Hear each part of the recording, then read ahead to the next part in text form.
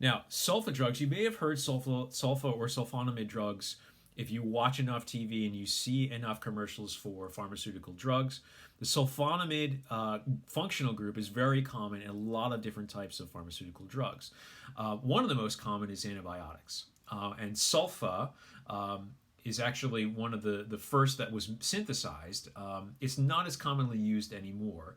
And one of the issues that, as we know these days, comes up with antibiotics is bacteria that are resistant to antibiotics.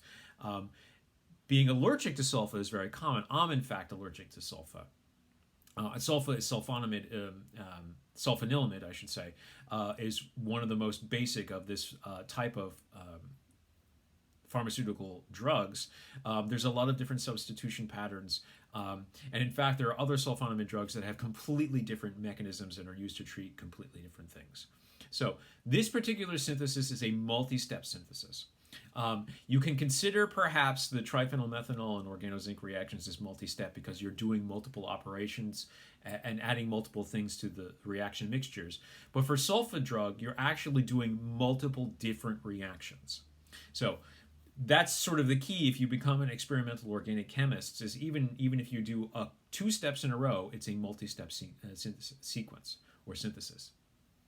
So there are a couple of rather strange looking operations that you do. If you were to run this, one of the first parts of this that you do, you actually melt acid anilide and get it on the inside of your vial, and then you add in chlorosulfonic acid.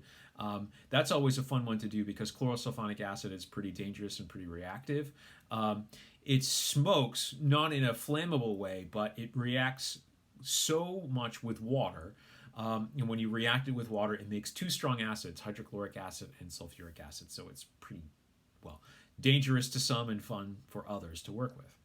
You then immediately go into another reaction because the product of the first reaction is not stable, also sensitive to water. So you add in ammonia right away, and then you do some subsequent reactions to get to the final product.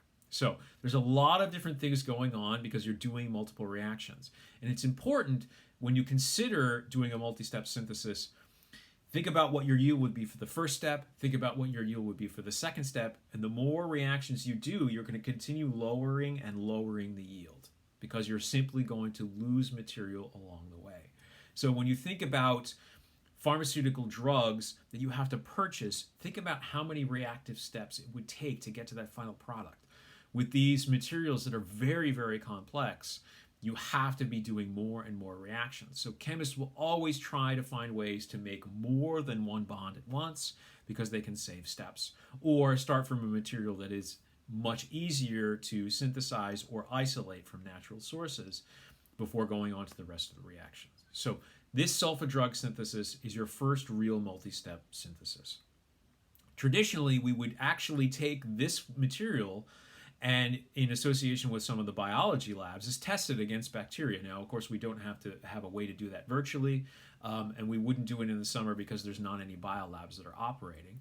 But if you look at other versions of this experiment, you would actually make different sulfa drugs, and then compare their reactivities toward bacteria. So this is really a biochemistry lab.